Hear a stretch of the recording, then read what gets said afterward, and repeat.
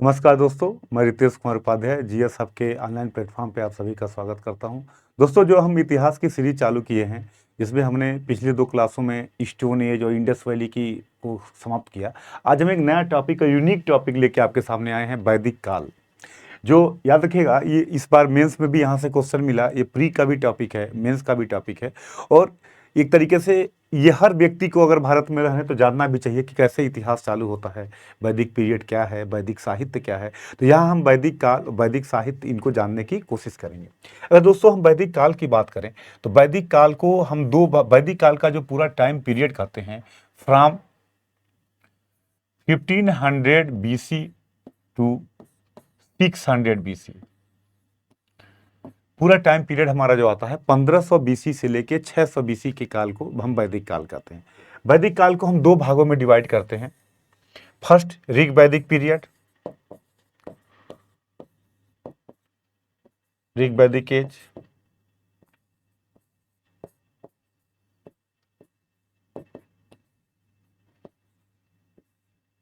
ऋग वैदिक काल। और दूसरा है लेटर वैदिक पीरियड।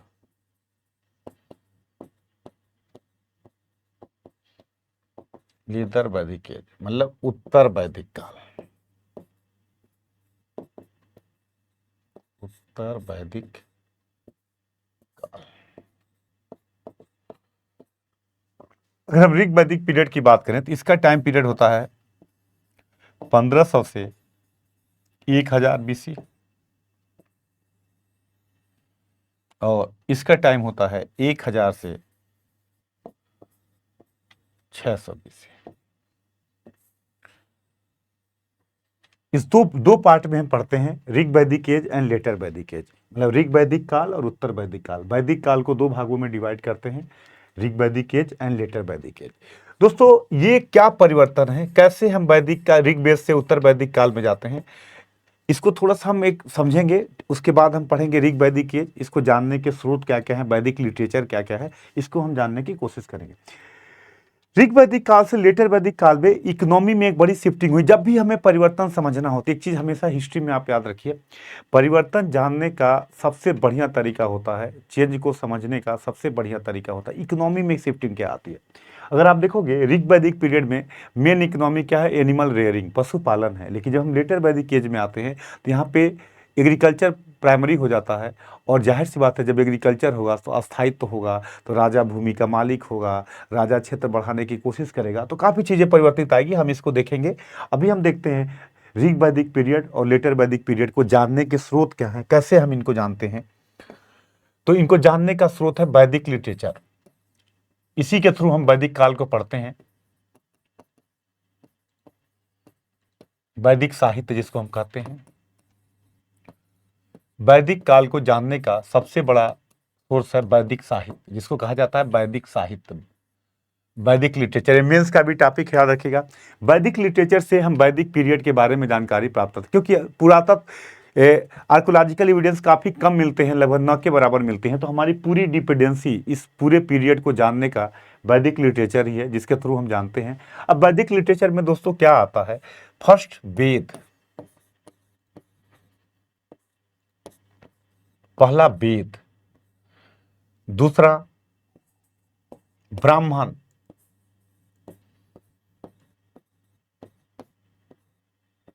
ब्राह्मण साहित्य,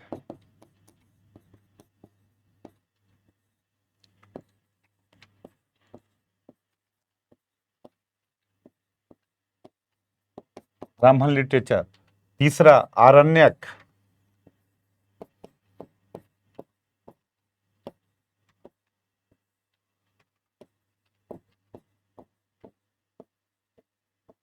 आरण्यक, और चौथा है उपनिषद।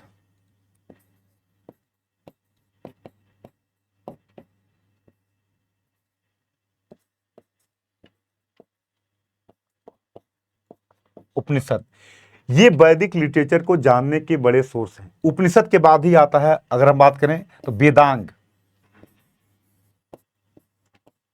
वेदांग इनके थ्रू, ये जो है इनके थ्रू हम वैदिक काल को जानते हैं। फर्स्ट वेद, सेकेंड ब्राह्मण, एक क्रम भी है, अगर कई बार पूछे अरेंज करने के लिए बताइए, तो फर्स्ट में क्या आता है वेद, सेकेंड में आता है ब्राह्मण लिटरेचर, थर्ड में आता है आरण्यक, फोर्थ में आता है उपनिषद एंड फिफ्थ में आता है वेदांग।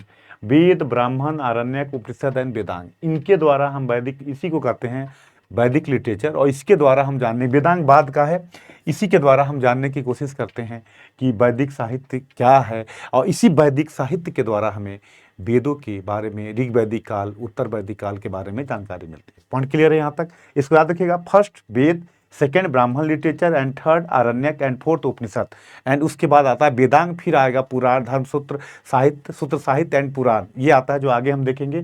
तो अभी हमें पूरे वैदिक काल को जानने के लिए वेद, ब्राह्मण, आरण्यक एंड उपनिषद, ये इंपॉर्टेंट है, क्रम भी यही है, वेद, ब्राह्मण, आरण्यक एंड उपनिषद।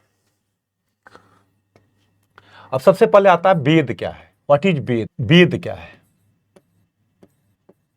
वेद का मतलब होता है ज्ञान, नॉलेज।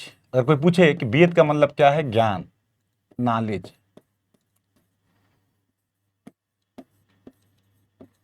वेद को कहते हैं नॉलेज या ज्ञान। वेद क्या होता है? इसको कहा जाएगा ज्ञान या नॉलेज। वेद चार होते हैं। पहला है ऋग्वेद,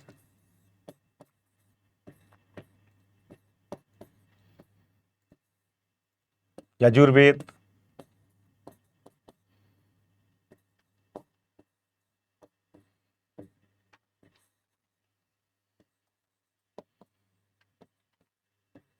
ऋग्वेद, तीसरा है सामवेद,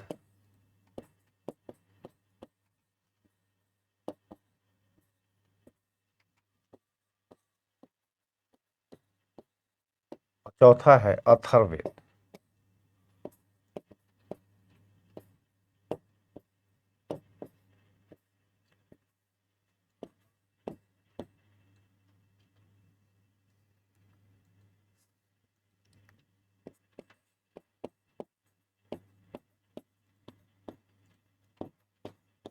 अथर्ववेद, ये चार वेद हैं, ऋग्वेद, यजुर्वेद, सामवेद, अथर्ववेद, जिसमें केवल हमें ऋग्वेद से ही ऋग वैदिक काल की पीरियड की जानकारी मिलती है। मतलब ऋग्वेद ही केवल ऋग वैदिक पीरियड की जानकारी देता है।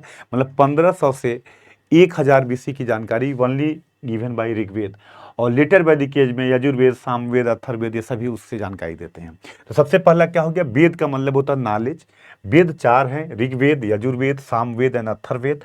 और वेद की अगर विशेषता बात करें, हम वेद की विशेषता की बात करें, कैरेक्टर ऑफ वेद, तो वेद क्या है, अपौरुषेय कहा जाता है। वेद को हम क्या कहते हैं, अपौरुषेय।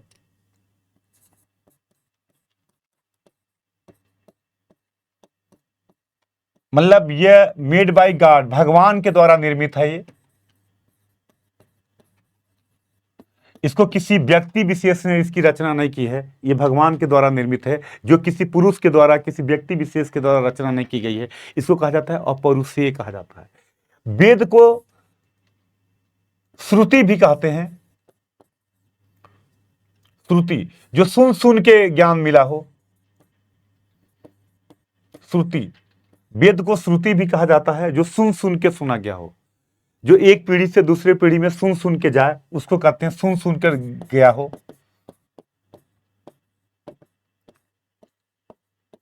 इसको श्रुति कहा जाता है। तो वेद क्या है, अपौरुषेय है। वेद क्या है, वेद श्रुति है, मतलब जो भगवान के द्वारा निर्मित है, जो ऋषि मुनियों ने ध्यान के मुद्रा में इसको जाना और एक पीढ़ी से दूसरी पीढ़ी तक पहुंचाना चालू कर दिया।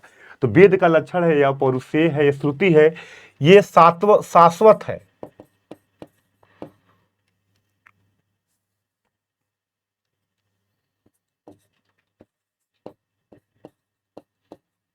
कंटिन्यूअस है, ये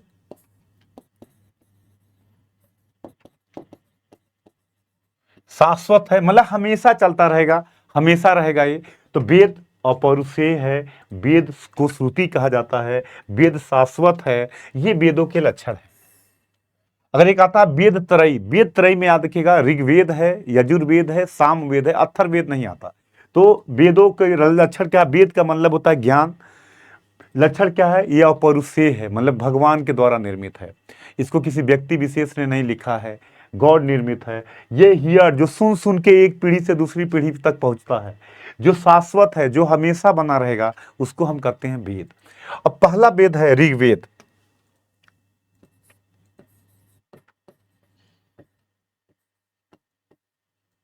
पहला है ऋग्वेद। ऋग्वेद में 10 मंडल हैं, 1028 सूक्त हैं। ऋग्वेद की 5 शाखाएं हैं, साकल, वास्कल, अश्वलायन,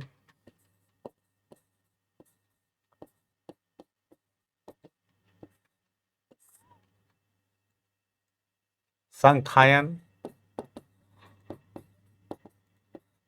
तथा मांडुक्य।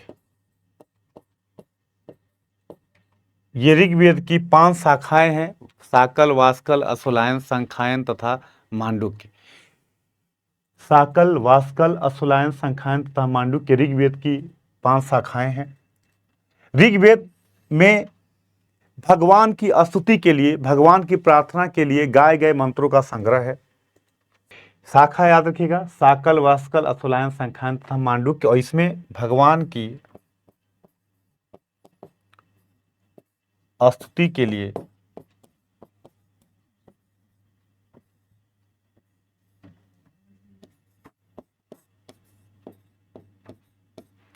गाए गए मंत्रों का संग्रह है।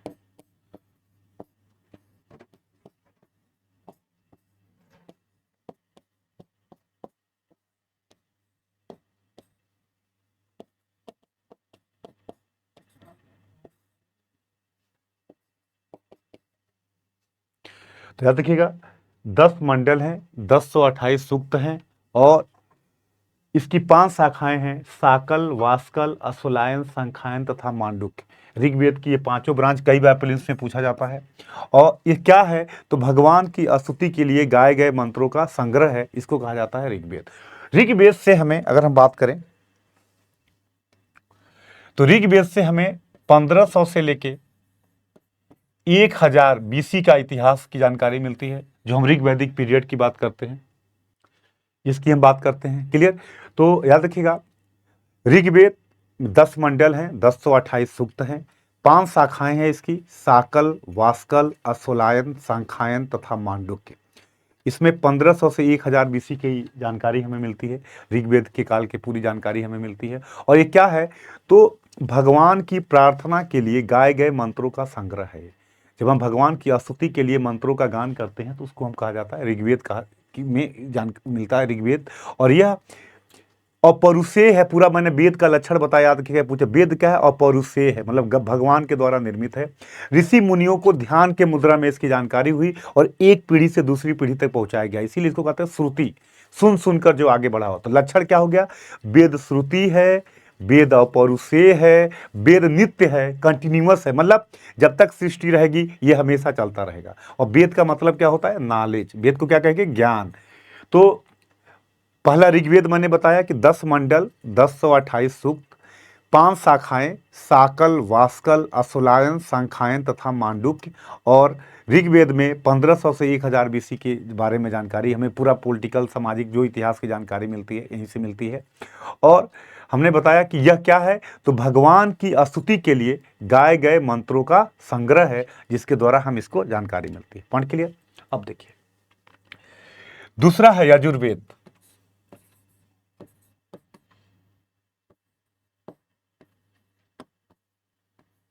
यजुर्वेद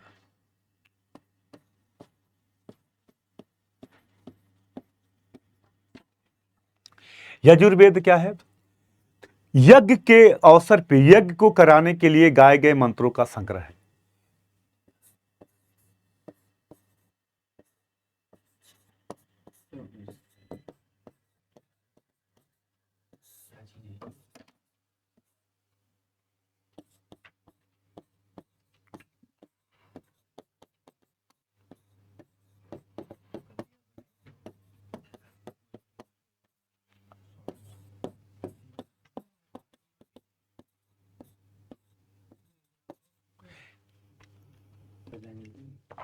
यजुर्वेद क्या है, यज्ञ के अवसर पे गाए जाने वाले मंत्रों का संग्रह है। यह गद्य कर्मकांडी है, इसमें कर्मकांड के बारे में जानकारी मिलती है। यह गद्य और पद्य दोनों में है, प्रोज एंड पोएट्री दोनों में है। पूछा जाता है, याद रखिएगा।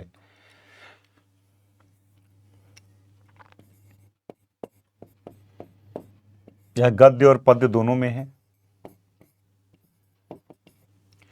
यज्ञ के अवसर पर गाए जाने वाले मंत्रों का संग्रह है। कर्मकांडी है, यजुर्वेद को कर्मकांडी वेद कहा जाता है। यह गद्य और पद्य दोनों में है। और इसके बाद याद रखिएगा,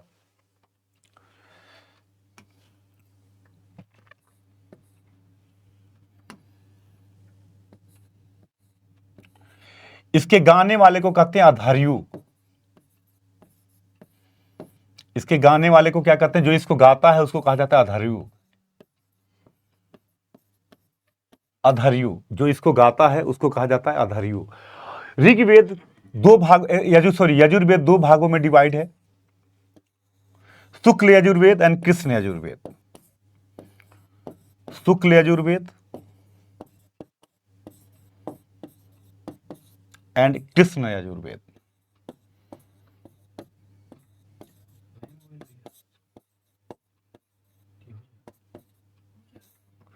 शुक्ल यजुर्वेद एंड कृष्ण यजुर्वेद।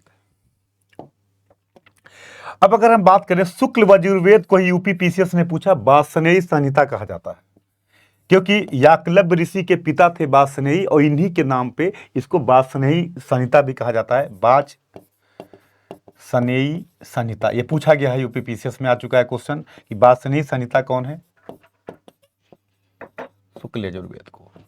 शुक्ल यजुर्वेद को वार्ष्णेय संहिता भी कहा जाता है। अब आता है कृष्ण यजुर्वेद। अगर हम बात करें तो इनकी कई शाखाएं हैं। जैसे कृष्ण यजुर्वेद की जो शाखा है वो है काठक, यहां लिखते हैं हम, मतलब अभी तक याद रखिएगा कि यजुर्वेद दो भागों में डिवाइड है, शुक्ल यजुर्वेद और कृष्ण यजुर्वेद। मतलब हम ऐसे देखें अगर तो यजुर्वेद की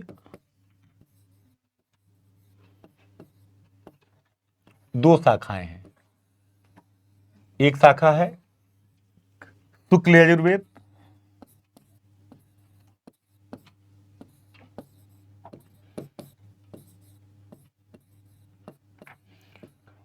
और दूसरा है कृष्ण यजुर्वेद।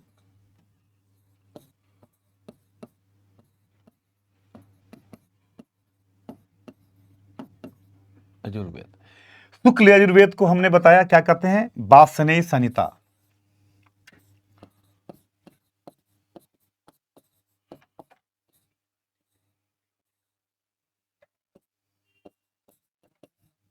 वार्ष्णेय संहिता।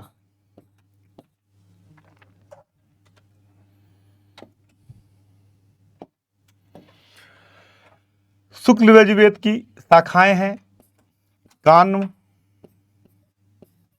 एंड माध्य नंदिनी।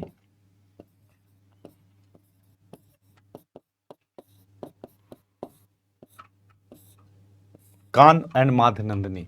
और कृष्ण यजुर्वेद की शाखाएं हैं काठक, ये पूछा जाता है सब क्वेश्चन यार, कपिष्ठल,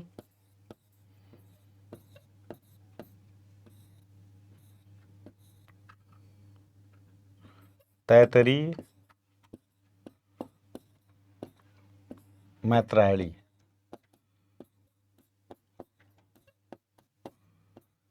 ये शाखाएं हैं आपकी कृष्ण यजुर्वेद की, काठक, कपिष्ठल, तैतरी, मैत्रायणी। और शुक्ल यजुर्वेद की शाखा है कान और मध्य नंदिनी। और शुक्ल यजुर्वेद को कहा जाता है वार्ष्णेय संहिता। क्लियर? तो यजुर्वेद क्या है? यह गद्य और पद्य में है, यह कर्मकांडी है, यह यज्ञ के अवसर पर गाए जाने वाले मंत्रों का संग्रह है, यह एक तरीके से कर्मकांडी व्याख्या करता है, कर्मकांडों के महत्व को दिखाता है। और यह दो भागों में है, शुक्ल यजुर्वेद एंड कृष्ण यजुर्वेद। शुक्ल यजुर्वेद की शाखाएं हैं कान्व एंड माधवनंदिनी और कृष्ण यजुर्वेद की शाखा है काठक, कपिष्ठल, तैतरी और मैत्रायणी। क्लियर? ये है। अब आता है कि यजुर्वेद के बाद, यजुर्वेद के गाने वाले को क्या कहते हैं? अधार्यु कहा जाता है। यजुर्वेद के बाद आता है सामवेद।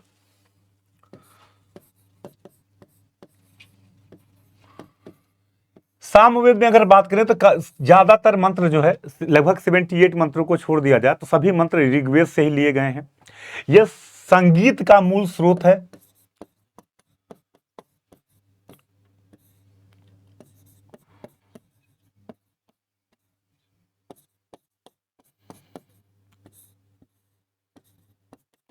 और सामवेद का वेदों में काफी महत्व है। कहते हैं कि सामवेद को वेदों में काफी महत्व बताया गया है इसका। किस ने भी इसके महत्व को काफी बताया है, ऋग्वेद में भी इसके महत्व को काफी बताया गया है सामवेद को। इसकी शाखाएं हैं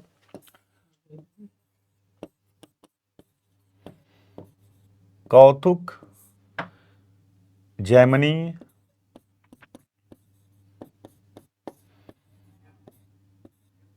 और रणनीय, ये इनकी शाखाएं हैं। सामवेद के बाद आता है अगला वेद है, सामवेद के गाने वाले को कहा जाता है उद्गाता। उद्गाता, सामवेद को जो गाता है उसको कहते हैं उद्गाता।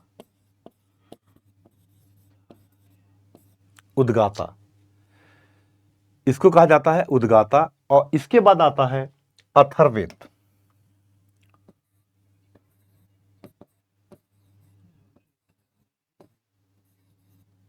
अथर्ववेद, अथर्ववेद को एक तरीके से कहते हैं इसे पारलौकिक नहीं, जीवन के सुख दुख, जीवनी जो जीवन की समस्याएं हैं इनके बारे में भी वर्णन करता है। जीवन का सुख दुख क्या है, मतलब एक तरीके से हम बात करें तो लौकिक जीवन,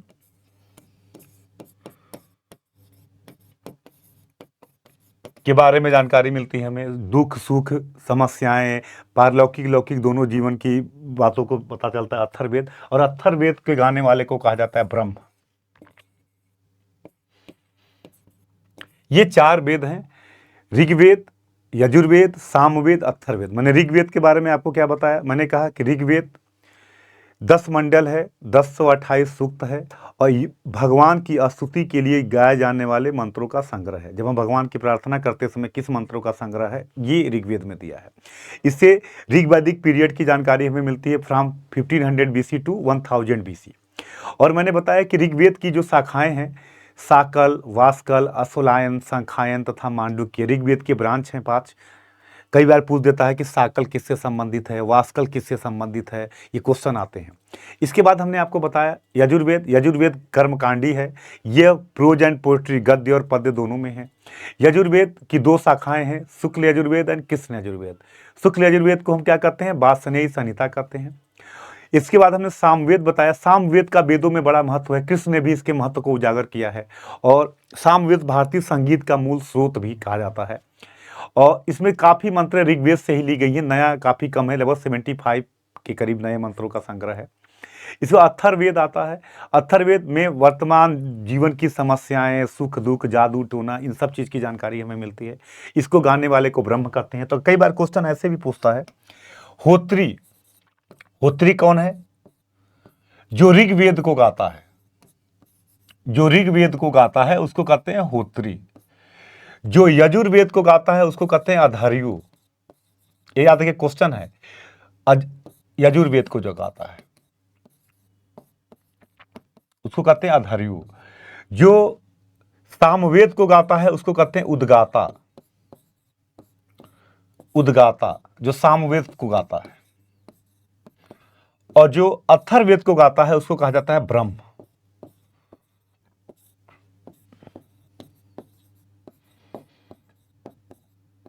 जो अथर्ववेद को गाता है उसको कहते हैं ब्रह्म। तो कई बार ये भी मिलाने के लिए पूछा जाता है, होत्री कौन है, अधार्यु कौन है, उद्गाता कौन है, ब्रह्म कौन है। तो ये चारों वेदों से जुड़े हैं। ऋग्वेद के लिए होत्री, यजुर्वेद के लिए अधार्यु, सामवेद को उद्गाता, और जो यज्ञ का निरीक्षण करता है वो होता है ब्रह्म, जो अथर्ववेद से जुड़ा होता है। तो मैंने अभी बताया आपको कि वैदिक साहित्य का पहला पार्ट क्या है, वेद। वेद का मतलब क्या होता है, नॉलेज। वेद क्या है, अपौरुषेय, जो गॉड निर्मित हो, भगवान के द्वारा निर्मित हो। वेद क्या है, नित्य। वेद क्या है, शाश्वत। वेद क्या है, 4 है, ऋग्वेद, यजुर्वेद, सामवेद एंड अथर्ववेद। मैंने बताया चारों वेद की विशेषता क्या है। अब आइएगा, अब आता वेद के बाद दूसरा वैदिक साहित्य आता है ब्राह्मण। ब्राह्मण साहित्य, याद रखिए, सबसे महत्वपूर्ण है, ये मेंस का भी टॉपिक है, प्री का भी टॉपिक है। ब्राह्मण साहित्य, वेदों के बाद जो साहित्य लिखा गया उसको कहा जाता है ब्राह्मण साहित्य, ब्राह्मण लिटरेचर। ब्राह्मण साहित्य क्या है? जिसमें इंपोर्टेंस ऑफ यज्ञ, यज्ञ के महत्व को दिखाते हैं, इंपोर्टेंस ऑफ यज्ञ, जो यज्ञ के महत्व को दिखाते हैं, यज्ञ के महत्व को बताने वाला साहित्य जो है ब्राह्मण साहित्य। मतलब ऐसा साहित्य जो वेदों की कर्मकांडी व्याख्या करता है। It means ritual explanation of Veda, which literature was called Brahmana literature. जो साहित्य वेदों की कर्मकांडी व्याख्या करता है, मतलब रिचुअलिस्टिक तरीके से वेदों की व्याख्या करता है, जिसमें कर्मकांडों के महत्व को दिखाया जाता है, मतलब इसमें कर्मकांडी व्याख्या दिखाई जाती है, वेदों की कर्मकांडी व्याख्या करता है, उसको कहते हैं हम ब्राह्मण साहित्य। इसमें क्या होगा? ब्राह्मणों की सुप्रीमेसी को होगा, ब्राह्मणों का महत्व दिखाया जाएगा। इसमें क्या होगा? यज्ञों का महत्व दिखाया जाएगा, मतलब सुप्रीमेसी ऑफ यज्ञ, सुप्रीमेसी ऑफ ब्राह्मण्स, ब्राह्मण का महत्व दिखाया जाएगा। लेटर वैदिक के इसलिए चालू होता है, देखिएगा जैसे ही उत्तर वैदिक चालू होगा, बड़े बड़े यज्ञ की शुरुआत हो जाएगी। अश्वमेध यज्ञ, वाजपेयी यज्ञ, रासु यज्ञ, राजा बड़े बड़े यज्ञ करना चालू करेगा और राजा को यहीं से पावर मिलेगा, दैवी शक्ति मिलेगी राजा को। तो ब्राह्मण क्या करेंगे? इन यज्ञों के द्वारा राजा को दैवी पावर देंगे और राजा क्या करेगा? ब्राह्मण को दक्षिणा देगा। तो दोनों एक दूसरे से गठबंधन कर लेंगे और ये दोनों समाज के प्रिविलेज क्लास हो जाएंगे। जब हम पॉलिटिकल इतिहास पढ़ेंगे तो वेद के बाद सबसे पहला आता है ब्राह्मण लिटरेचर। ब्राह्मण क्या है? जो वेदों की कर्मकांडी व्याख्या करे। मतलब यहां किसका महत्व होगा? यज्ञ का महत्व होगा। यहां किसका महत्व होगा? ब्राह्मणों का महत्व होगा। ब्राह्मणों की सुप्रीमेसी बढ़ेगी, बड़े बड़े यज्ञ चालू होंगे। ऐसे साहित्य को कहा जाता है ब्राह्मण साहित्य। वेद के बाद जस्ट जो साहित्य आता है वो आता है ब्राह्मण लिटरेचर। तो क्रम क्या होगा? वेद के बाद ब्राह्मण। अब हर वेद के अपने ब्राह्मण हैं। ऋग्वेद के अपने अलग ब्राह्मण हैं, सामवेद के अपने अलग ब्राह्मण हैं, अथर्ववेद के अपने अलग ब्राह्मण हैं। तो देखिए, ऋग्वेद का जो ब्राह्मण है, ऋग्वेद के ब्राह्मण दो हैं, ऐतरेय एंड कौशिकी। ऐतरेय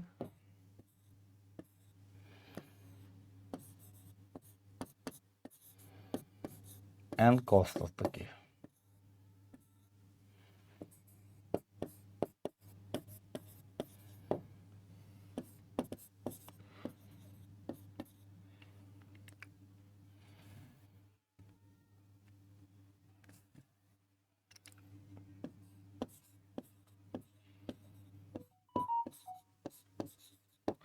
ऐतरेय और कौशिकी, ऋग्वेद के दो ब्राह्मण हैं, ऐतरेय और कौशिकी।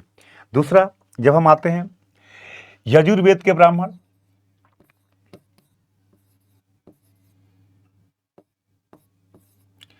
यजुर्वेद के भी ब्राह्मण है शतपथ ब्राह्मण, शतपथ ब्राह्मण और तैतरीय ब्राह्मण, तैतरीय ब्राह्मण। यजुर्वेद के दो ब्राह्मण हैं, शतपथ ब्राह्मण और तैतरीय ब्राह्मण। और याद रखिएगा, सबसे ज्यादा महत्व किसका है? तैतरीय ब्राह्मण का। ये सॉरी, शतपथ ब्राह्मण का सबसे ज्यादा जो महत्व आता है वो है शतपथ ब्राह्मण का। तो पूछा जाता है शतपथ ब्राह्मण किसका ब्राह्मण है? यजुर्वेद का ब्राह्मण है।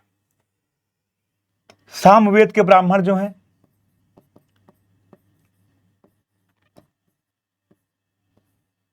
पंचविश,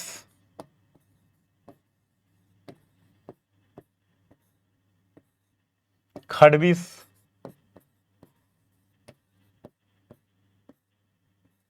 अद्भुत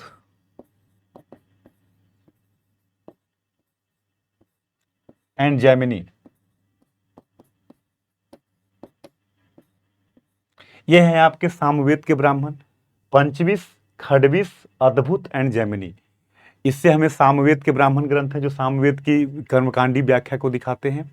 तीसरा है अथर्ववेद। अथर्ववेद का ब्राह्मण है गोपथ ब्राह्मण, गोपथ ब्राह्मण। तो ये है ब्राह्मण साहित्य। तो वेद के बाद क्या आएंगे? ब्राह्मण। ब्राह्मण क्या है? जो वेदों की कर्मकांडी व्याख्या करते हो, जो वेदों में यज्ञों के महत्व को दिखाते हो, जो ब्राह्मणों की सुप्रीमेसी को दिखाते हो, ऐसे साहित्य को, तो अगर एक लाइन में लिखना हो, ऐसे साहित्य जो वेदों की कर्मकांडी व्याख्या करते हैं उनको कहते हैं ब्राह्मण साहित्य।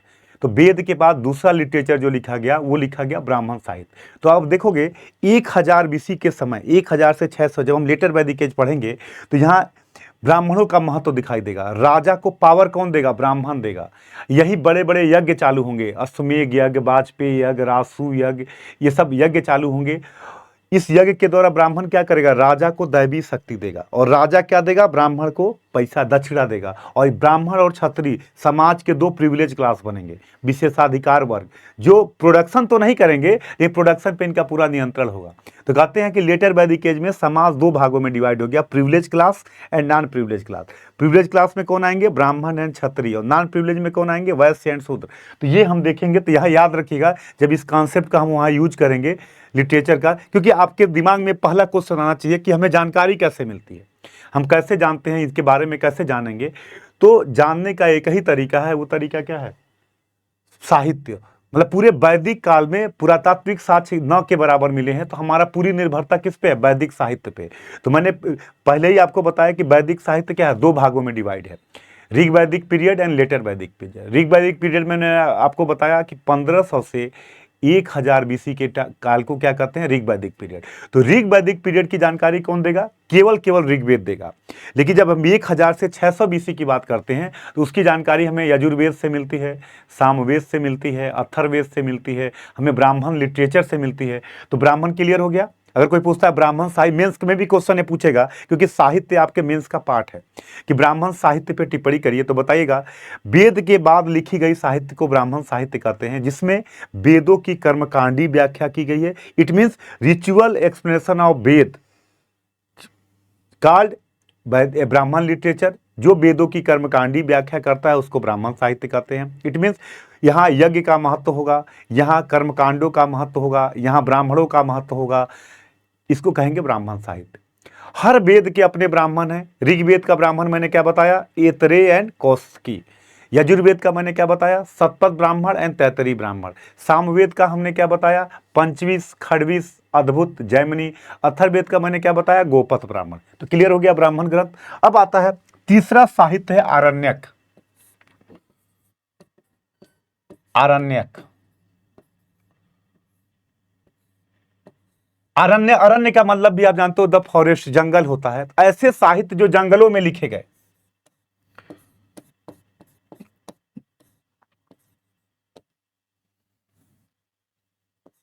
ऐसे साहित्य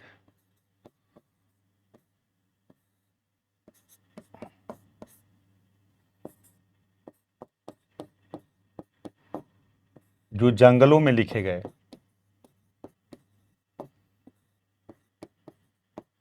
उससे क्या कहते हैं? अरण्यक कहते हैं।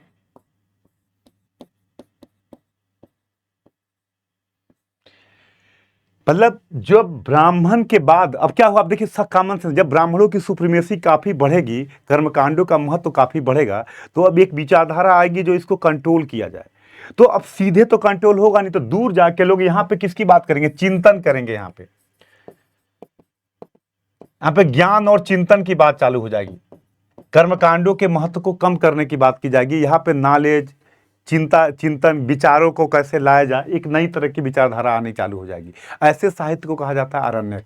आरण्यक के बाद जो वेदों वैदिक साहित्य का अगला पार्ट है वो होता है उपनिषद।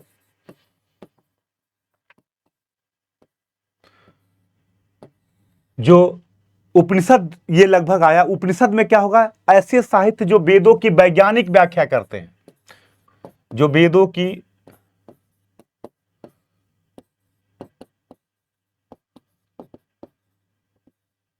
वैज्ञानिक व्याख्या करते हैं।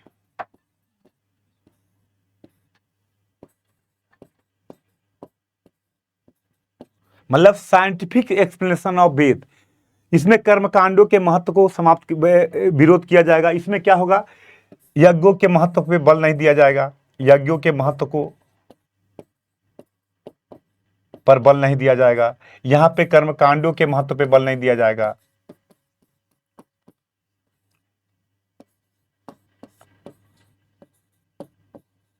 न यज्ञ के महत्व पे बल दिया जाएगा, न कर्मकांड के महत्व पे दिया जाएगा। यहाँ पे चिंतन की बात, यहाँ ब्रह्म की अवधारणा आएगी। मतलब जो वेदों की वैज्ञानिक, जो तार्किकता की बात करता हो, जो तार्किक हो, उसको कहेंगे उपनिषद। इसलिए उपनिषद का विरोध नहीं होता। इसमें जो कुछ भी चीजें हैं वैज्ञानिक तरीके से, तार्किक तरीके से प्रूव्ड हैं। तो यह जो आता है, इसको मतलब आप सोचो, इसका मतलब कि कर्मकांडों का विरोध यहाँ भी इंटरनल रिफॉर्म है ये वैदिक धर्म का। जब ब्राह्मणों की सुप्रीमेसी काफी बढ़ गई, जब यज्ञ कर्मकांड बढ़ गए, तो धीरे धीरे अंदर ही विरोध की भावना आने लगी, और उस विरोध का एक प्रतिक्रिया उपनिषद के रूप में, जो बाहर तो विरोध जैन और बौद्ध कर रहे थे, अंदर में उपनिषद एकेश्वरवाद की बात करना, ब्रह्म की अवधारणा को लागू करना, कर्मकांडों का विरोध करना, वेदों की तार्किक व्याख्या करना, इस तरीके से 600 BC के करीब में इसको लागू करने की कोशिश की गई। तो इसका मतलब कि अगर कोई पूछे कि वैदिक लिटरेचर में क्या क्या आएगा, तो सबसे पहले वेद आएगा, वेद, फिर क्या आएगा, ब्राह्मण आएंगे।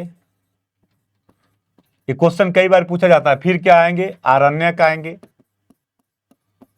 और फिर क्या आएगा, उपनिषद आएगा। ये क्रम होता है, वेद, ब्राह्मण, आरण्यक एंड उपनिषद, इसको कहते हैं वैदिक लिटरेचर। और इसी के बाद अगला आता है वेदांग, जो 6 वेदांग है। इसी के बाद अगला आता है वेदांग, जिसमें 6 है, शिक्षा है, कल्प है, निरुक्त है, छंद है, ज्योतिष है, व्याकरण है। ये 6 वेदांग होते हैं, मतलब वेदों की सरल व्याख्या करने के लिए। जैसे जो कठिन चीजें हैं आम आदमी समझ नहीं पाएगा, तो वेदों की सरल व्याख्या करने के लिए, इजी एक्सप्लेनेशन करने के लिए वेदांग की रचना की गई। तो अगर कोई पूछे कि वेदांग क्या है, तो वेदों की सरल और इजी व्याख्या जो करने की बात की गई, उसको कहा जाता है वेदांग। वेदांग में सबसे पहले क्या आता है, शिक्षा।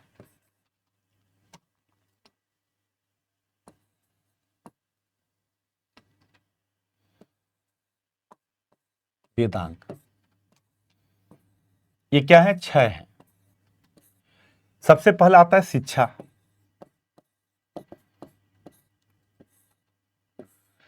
वैदिक मंत्रों का शुद्ध उच्चारण करने के लिए।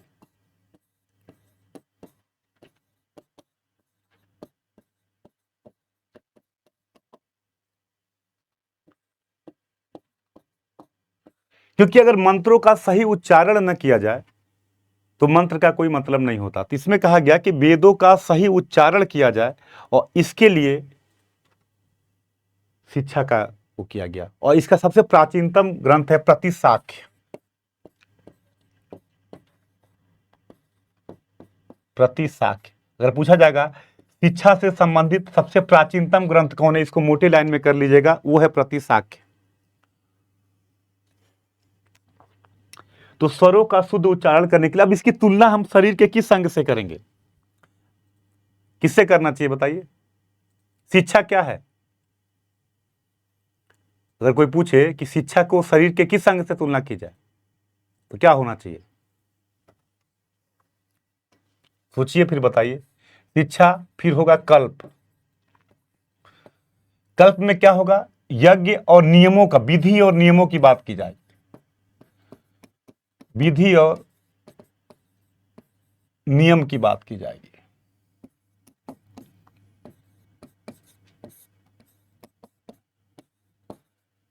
इसमें क्या होगा, विधि और नियम का जो बात की जाएगी उसको कल्प कहेंगे। तो कल्प की तुलना किससे होगी, ये भी सोचने का विषय है। अगर आपसे कॉमन सेंस में कहा जाए कि शिक्षा की तुलना किससे की जाएगी, कल्प की किससे तुलना की जाएगी, तो क्या बताइएगा, सोचिएगा। तीसरा है निरुक्त।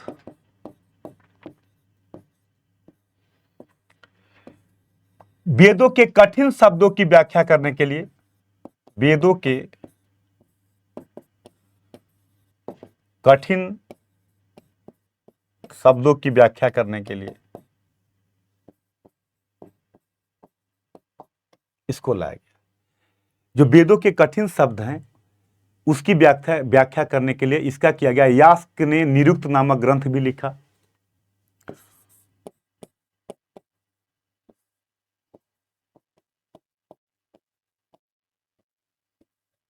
यास्क ने निरुक्त नामक ग्रंथ को भी लिखा।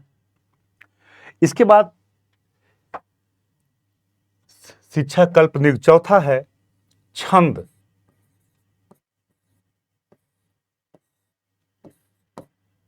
अगर छंद ना हो तो वेदों को सही तरीके से जान नहीं पाएंगे, तो चौथा कहा गया छंदों की वो किया गया। और इसके बाद मतलब आपका कौन कौन हो गया, शिक्षा हो गया, कल्प हो गया, निरुक्त हो गया, छंद हो गया, इसके बाद आता है व्याकरण। अगला है व्याकरण। आपको पता है कि व्याकरण भाषा विज्ञान है, तो वेदों को सही तरीके से जानना है तो भाषा विज्ञान को जानना पड़ेगा, तो उसके लिए व्याकरण की रचना की गई। और व्याकरण की जो प्राचीनतम ग्रंथ है वो है पाणिनि की अष्टाध्यायी।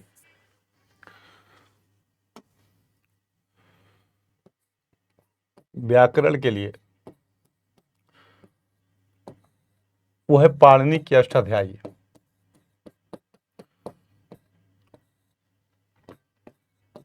अष्टाध्यायी ये लगभग 500 बीसी के आसपास में लिखी गई ग्रामर की प्राचीनतम किताब है पाणिनि की अष्टाध्यायी। इसके बाद इसी के बाद दूसरी आती है कात्यायन की वार्तकी। लगभग 400 बीसी में कात्यायन ने लिखा वार्तकी। कात्यायन की है वार्तकी। इसके बाद तीसरे नंबर पे आती है पतंजलि का महाभाष्य।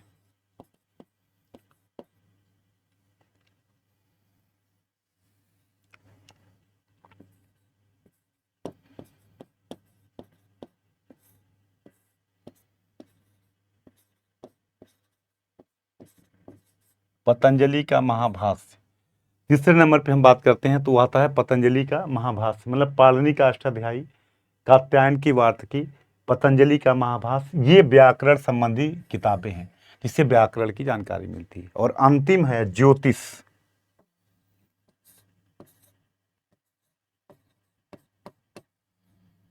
ज्योतिष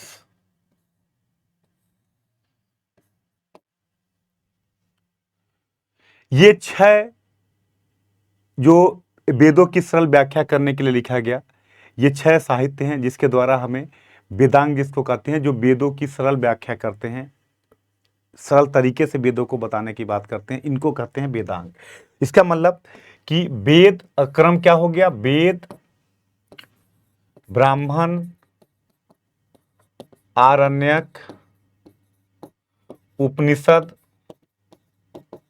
और वेदांग। इसके बाद आता है श्रुति साहित्य, फिर आता है पुराण, महाकाव्य, रामायण महाभारत, फिर आता है पुराण। ये कहा जाता है वैदिक लिटरेचर, जिसके द्वारा हमें जानकारी मिलती है। तो अभी हमने वैदिक साहित्य को देखा कि वैदिक साहित्य में क्या क्या है। अब हम थोड़ा सा आते हैं पॉलिटिकल इतिहास में, जो हमें पढ़ना है।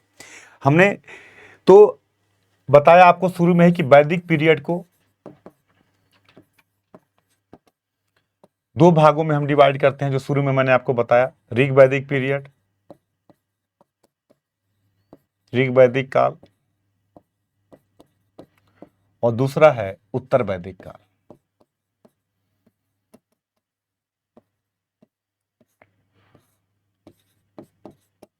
पूरा काल हमने आपको बताया था 1500 से 600 बीसी, और ऋग वैदिक पीरियड को हमने कहा था 1500 से 1000 बीसी, और लेटर वैदिक एज को मैंने कहा था 1000 से 600 बीसी। 1500 से 1000 बीसी एंड 1000 से 600 बीसी। तो अब हम पढ़ेंगे ऋग वैदिक पीरियड। ऋग वैदिक पीरियड को हम जानने की कोशिश करेंगे, और मैं ये बताऊंगा लास्ट में आपको कि वेदांग के 6 पार्ट को क्या कहते हैं। आप भी सोचिए, क्योंकि जब आप पढ़ रहे हो तो आपको भी सोचना चाहिए कि क्या है, कैसे है। मैंने 6 वेदांग आपको बता दिया, और ये भी बता दिया। अब आप सोचो कि किसकी किससे तुलना की जाएगी। ज्योतिष क्या होना चाहिए, आँख होना चाहिए। कल्प क्या होना चाहिए, हाथ होना चाहिए। तो अब इस तरीके से व्याकरण क्या होना चाहिए, मुख होना चाहिए। तो शरीर के छंद क्या है, पैर है। तो शरीर के अलग अलग अंगों से इसकी हम तुलना भी करते हैं। जैसे ज्योतिष में एक पॉइंट अगर मैं आपको बताऊं तो हम लिख सकते हैं कि मगध मुनि की वेदांग ज्योतिष भारत की प्राचीनतम, थोड़ा सा उसमें जान लीजिए फिर हम ऐड कराते हैं। ज्योतिष में हमने बताया था, इसकी तुलना हम किससे करेंगे। अगर आपको से कोई पूछे कि ज्योतिष की तुलना किससे की जाए, तो किससे होनी चाहिए ज्योतिष की तुलना, आंख से होगी। अब ज्योतिष क्या होगा, तो इस भारत की मगध मुनि की वेदांग ज्योतिष, पूरा टॉपिक जान लीजिए, वेदांग ज्योतिष, ये प्राचीनतम ज्योतिष की बुक है। मगध मुनि की वेदांग ज्योतिष, ये प्राचीनतम ज्योतिष की बुक है। याद रखिएगा, अगर कोई पूछता है कि मगध मुनि की वेदांग ज्योतिष, ये ज्योतिष की प्राचीनतम बुक है। इसके बारे में अगर हम बात करें तो इसके दो हैं शाखाएं, ऋग्वेद की आचार्य ज्योतिष कहते हैं, दो शाखाएं हैं ऋग्वेद की आचार्य ज्योतिष,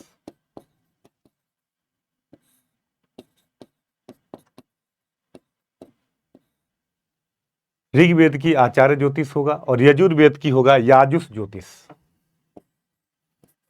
यजुर्वेद का याजुष ज्योतिष।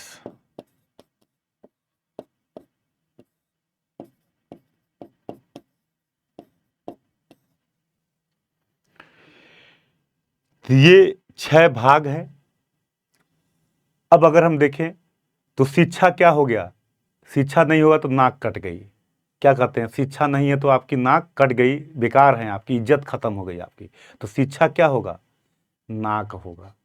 अगर हम बात करें तो तुलना किससे करते हैं, शिक्षा नाक हो गई,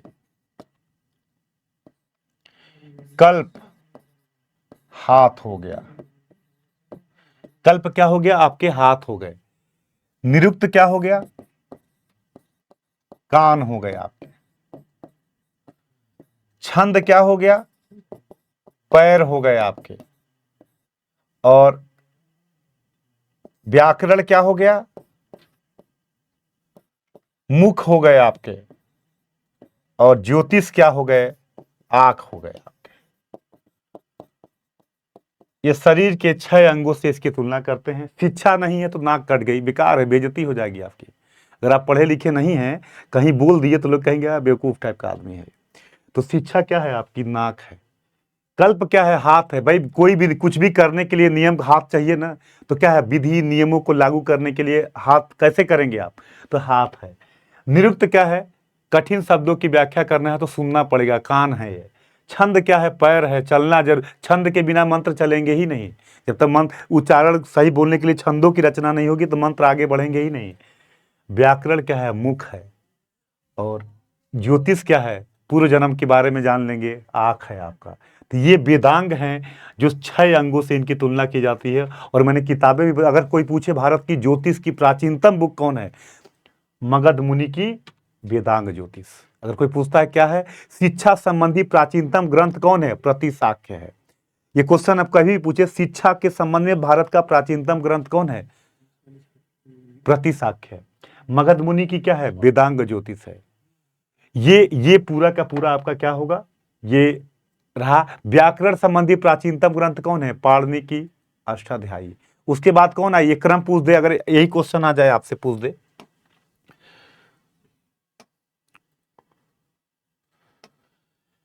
अगर ये क्वेश्चन पूछ दे आपसे कि कात्यायन,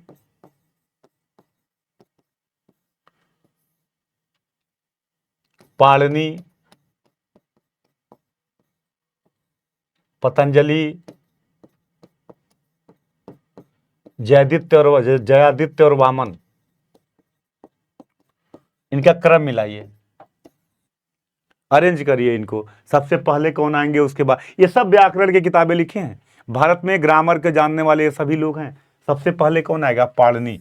पाणिनि के बाद कौन आएगा, कात्यायन। कात्यायन के बाद कौन आएगा, पतंजलि। इसके बाद आएंगे जयादित्य और वामन।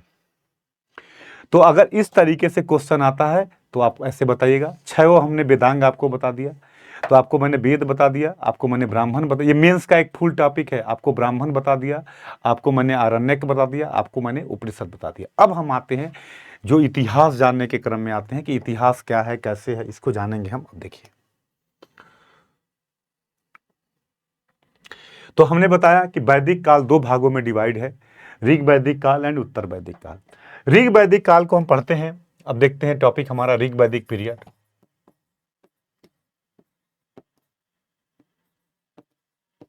ऋग वैदिक काल,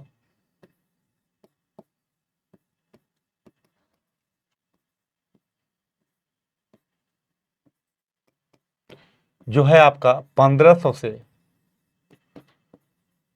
1000 बीसी तक। ऋग वैदिक पीरियड को हम 1500 से 1000 बीसी के बीच में देखते हैं। दोस्तों ऋग वैदिक पीरियड क्या है? तो ऋग वैदिक पीरियड में अगर हम देखें तो सबसे पहले आर्य, आर्य की अवधारणा आती है यहां से। आर्य, आर्य कौन थे? आर्य का मतलब था श्रेष्ठ। अगर कोई पूछे आर्य कौन है, तो आर्य का मतलब होता है श्रेष्ठ। जो श्रेष्ठ हो वो आर्य है। आप देखते हो कि हे श्रेष्ठ पुत्र, हे आर्य पुत्र, मतलब हे श्रेष्ठ व्यक्ति, श्रेष्ठ, जो श्रेष्ठ हो वो आर्य है, नोबेल हो वो आर्य है। आर्य का मतलब क्या हो गया? जो सुप्रीम हो, नोबेल हो, जो श्रेष्ठ हो, उसको हम क्या कहते हैं? आर्य कहते हैं। तो आर्य कहां से आए, इसको लेके बड़ी इतिहासकारों में मतभेद है। कोई कुछ कहता है, कोई कुछ कहता है, तो हमें उसके चक्कर में नहीं पड़ना है। हमें एक जो नॉर्मली माना जाता है कि मिडिल एशिया से आए। आर्यों के बारे में कहते हैं कि ये मध्य एशिया से आए।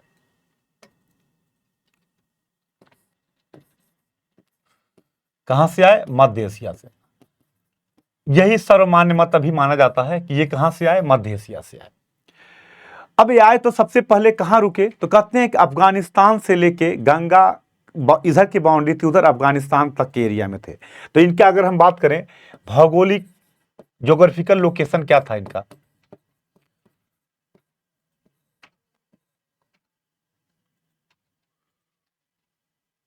भौगोलिक स्थिति क्या थी, ज्योग्राफिकल लोकेशन क्या था, ये कहां रुके? तो सबसे पहला पॉइंट आता है ऋग्वेद में। आर्यों ने जहां सबसे पहले निवास किया उसको कहा जाता है सप्त सैंधव। आर्यों ने जहां सबसे पहले निवास किया उसको कहते हैं सप्त सैंधव। आर्य जहां सबसे पहले रहे उसको कहा जाता है संध सैंधव। और सब सैंधव क्या है? सिंधु की सहायक नदियां, मतलब जहां झेलम, बितस्ता, परुश्री, रावी, ये सब जो एरिया था, आर्यों ने सबसे पहले यहाँ निवास किया। मतलब सप्त सैंधव क्या है? आर्यों ने जहां सबसे पहले निवास किया।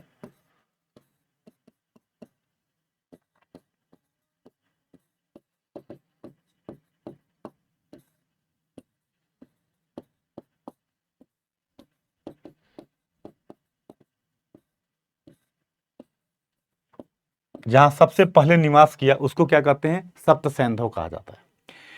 अब मतलब सिंधु की सहायक नदियां, ये इनका मेन मतलब एरिया था। ऋग्वेद में हिमालय की जानकारी थी इनको, इनको हिमालय की जानकारी थी। They knew about Himalaya.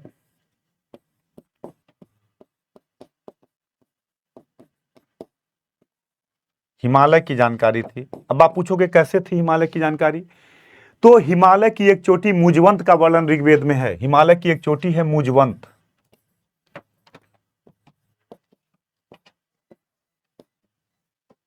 मतलब ये जहां सबसे पहले निवास किए उसको हम क्या कहते हैं? सप्त सैंधव। ये इनकी क्या है, मुजवंत, इनकी एक चोटी है मुजवंत। हिमालय की जानकारी थी।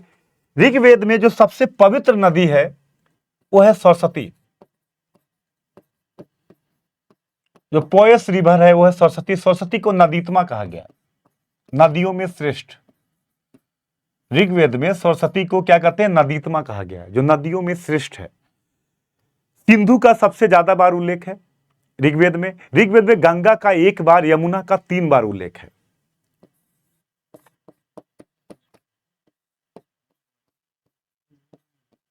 एक बार, यमुना का 3 बार उल्लेख है।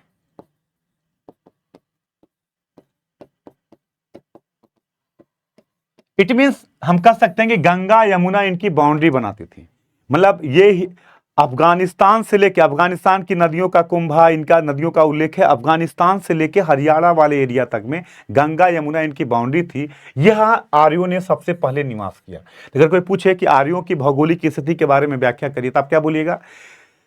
आर्य कहां से आए? कई इतिहासकारों में काफी मतभेद है, अलग अलग लोग अलग अलग बातें करते हैं, लेकिन हमें उससे मतलब नहीं है। हमारा मेन पर्पज है आर्य जो आए सप्त सैंधव। आर्यों के निवास स्थान को क्या कहा गया? सप्त सैंधव। जहां सबसे पहले उन्होंने निवास किया उसको कहते हैं सप्त सैंधव। मैंने आपको बताया जहां सबसे पहले निवास किया उसको क्या कहेंगे? सप्त सैंधव। आर्यों को हिमालय की जानकारी थी। ऋग्वेद में हिमालय के बारे में वर्णन मिलता है। हिमालय की एक चोटी है मुजवंत, इसकी जानकारी थी इनको। तीसरा हमने आपको बताया कि सरस्वती सबसे पवित्र नदी है। सिंधु का उल्लेख है, सिंधु का कई बार उल्लेख किया गया है। और गंगा का एक बार है, यमुना का 3 बार है। मतलब गंगा यमुना इनकी बाउंड्री बनाती थी, इसके बाहर अभी ये लोग नहीं आए थे। मतलब अफगानिस्तान से लेके हरियाणा के बीच वाले एरिया में ये लोग रहे। अब आता है इनकी राजनीतिक व्यवस्था।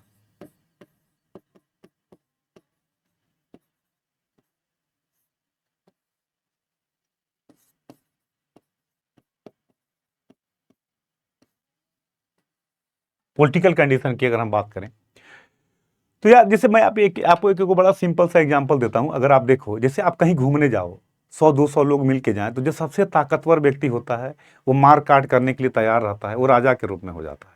कुछ लोग होते हैं जो ये दिमाग लगाते हैं कि यहाँ पैसा सस्ता मिलेगा, यहाँ होटल सस्ता मिलेगा, दिमाग लगाते हैं, तो वो दिमागी वाला काम करते हैं। कुछ होते हैं जो लाभ हानि की बात करते रहते हैं, कुछ कुछ नहीं करते, वो केवल उठा के बोझा लिए लेके चल दिए। तो क्या होता है कि आर्य जो आए, तो ऐसा नहीं था आर्य एक कबीले के रूप में, ग्रुप के रूप में आए। कई ट्राइबल एक ग्रुप था, ग्रुप के रूप में आर्य जो आए वो कबीले के रूप में आए।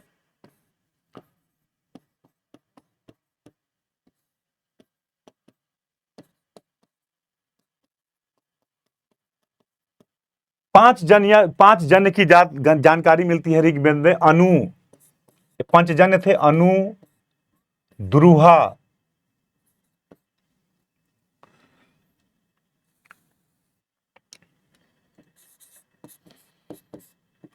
अनु, द्रुहा,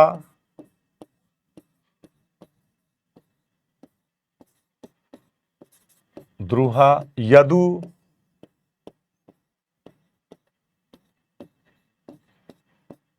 पुरु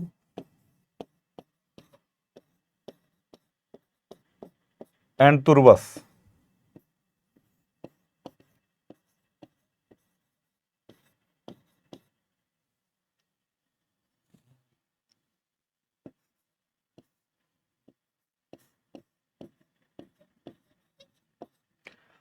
अनु, द्रुहा, यदु, पुरु, तुर्वस, ये पंच जन है। मतलब आर्य कई जन के रूप में, कई कबीले के रूप में आए, अलग अलग कबीले के रूप में आए। तो आर्य कहां से आए? मिडिल एशिया से आए। कहां रुके? तो मैंने आपको बताया, पंचजन, कई कबीलों का नाम मिलता है, तो आर्यों के पंचजन है, जन थे, अनु, द्रुहा, यदु, पुरु, तुर्वस, ये पंचजन्य कहे जाते हैं। अब अगर आप मान लो आप कहीं जाओ, देखिए तब कूल होके मस्ती के साथ समझिएगा। अगर आप कहीं जाओ तो सबसे पहला चैलेंज आपको क्या मिलेगा? कहीं भी आप जाते हो तो सबसे पहला चैलेंज मिलेगा कि वहां के लोकल लोगों से आपको सरवाइव करने के लिए संघर्ष करना पड़ेगा। कहीं भी आप जाइए, अगर बिजनेस करते हैं कहीं भी, तो जो लोकल जातियां होंगी उनसे संघर्ष करना पड़ेगा। मैंने कल आपको बताया था कि इंडस वैली का पतन क्या है? शहरी स्वरूप का पतन। ऐसा नहीं कि सभी लोग खत्म हो गए, तो लोकल ग्रामीण परिवेश के लोग थे, जिसको ऋग्वेद में दस्यु के रूप में देखा जाता था। तो इनसे भी इनका संघर्ष होगा। दूसरा संघर्ष, जो अन्य कबीले आएंगे उनसे भी सरवाइव के लिए संघर्ष होगा, कंपटीशन होगा। तो आर्यों को दो प्रकार के संघर्ष का सामना करना पड़ा। आर्यों को दो प्रकार के संघर्ष का सामना करना पड़ा।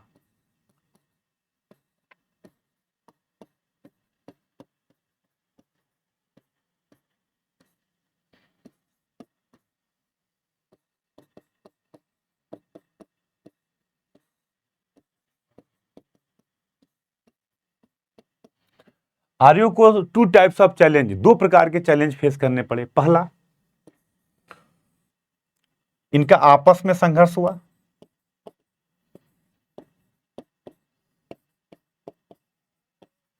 और दूसरा यहां के स्थानीय लोगों से संघर्ष हुआ। यही होता भी, आप कहीं भी जाइएगा स्थानीय लोगों से, तो यही दो प्रकार के चैलेंज आपको मिलेंगे। या तो जो लोकल लोग होंगे वो आपको डिस्टर्ब करेंगे, या जो आपके बाद और लोग आएंगे तो जो कंपटीटर आपके बनेंगे।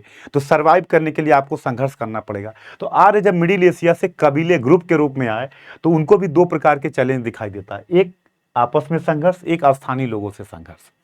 अब इसका एग्जाम्पल अगर हम देखें तो एक बड़ा फेमस युद्ध है दासराग युद्ध। ऋग्वेद में एक वर्णन है दासराग युद्ध।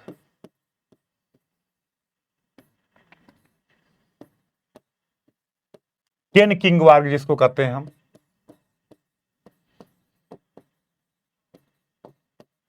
दासराग युद्ध, जिसके बारे में ऋग्वेद के 7वें मंडल में जानकारी मिलती है। इसकी अगर हम बात करें तो 7वें मंडल में दासराग युद्ध की जानकारी मिलती है।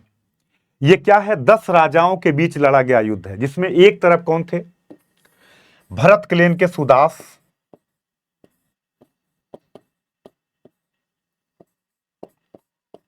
वंश के सुदास, अन्य 10 राजा,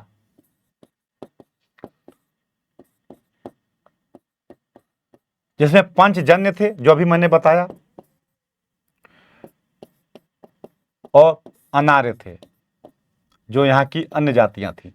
ये दोनों मिलके लड़े।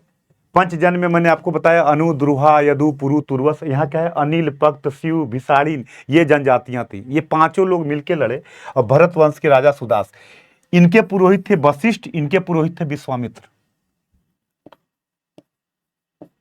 वशिष्ठ और इनके पुरोहित थे विश्वामित्र।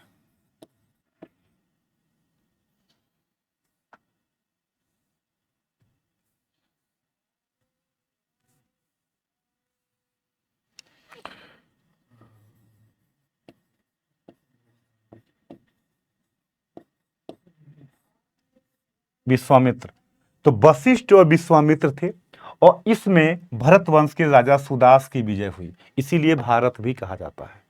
तो ये लड़े, तब देखिए 2 प्रकार के संघर्ष हैं, आपस में भी हैं और यहाँ के लोकल लोगों से भी संघर्ष कर रहे हैं। तो एक ऋग्वेद में पूछेगा दासराग युद्ध की जानकारी कहाँ मिलती है? ऋग्वेद में मिलती है। किस मंडल में मिलती है? 7वें मंडल में मिलती है। किसके बीच हुआ? तो भरत क्लेन के राजा सुदास और 10 राजाओं के बीच में। 10 में क्या थे? 5 आर्य थे, 5 अनार्य थे। आर्य कौन थे?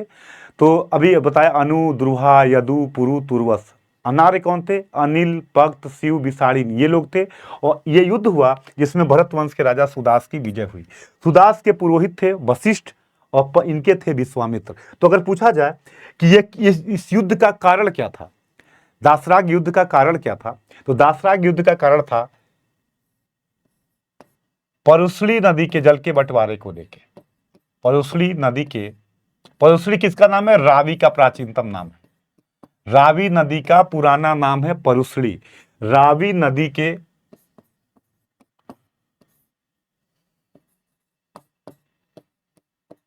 जल के बंटवारे को लेकर।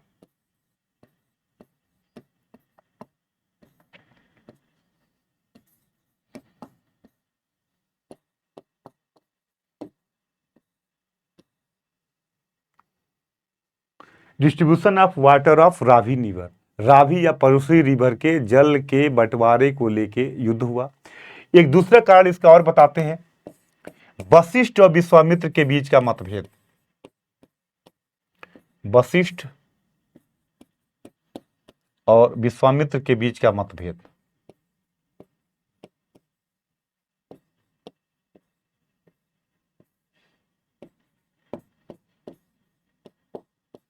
के बीच का मतभेद।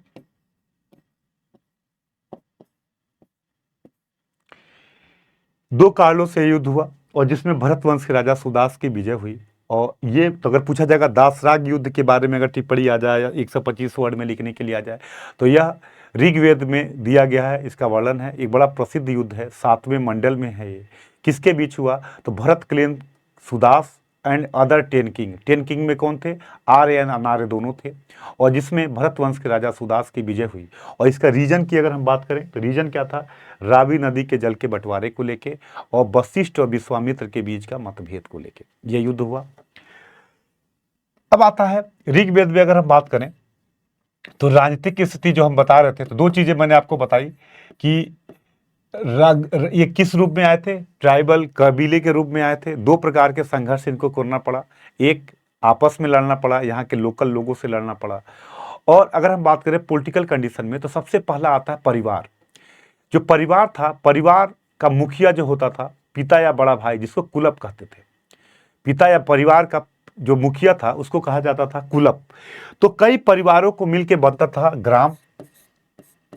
ग्राम क्या था? कई परिवार के समूह को मिलकर बनता था ग्राम। तो सबसे पहले परिवार अगर हम बात करें तो परिवार के समूह को, कई परिवारों को मिलकर क्या बना? ग्राम। परिवार का प्रमुख कौन है? कुलप। ये कौन होगा? घर का या तो बड़ा भाई होगा या मुखिया होगा। परिवार के समूह को ग्राम कहते थे, और ग्राम का प्रमुख होता था ग्रामणी। कौन होता था? ग्रामणी। ग्रामणी का काम क्या था? ये नागरिक और सभी प्रकार के प्रशासन को, गांव को देखता था, और कई ग्राम को मिला के बनता था 20। कई ग्राम को मिला के बनता था 20, और 20 के प्रमुख को कहते थे 20पति।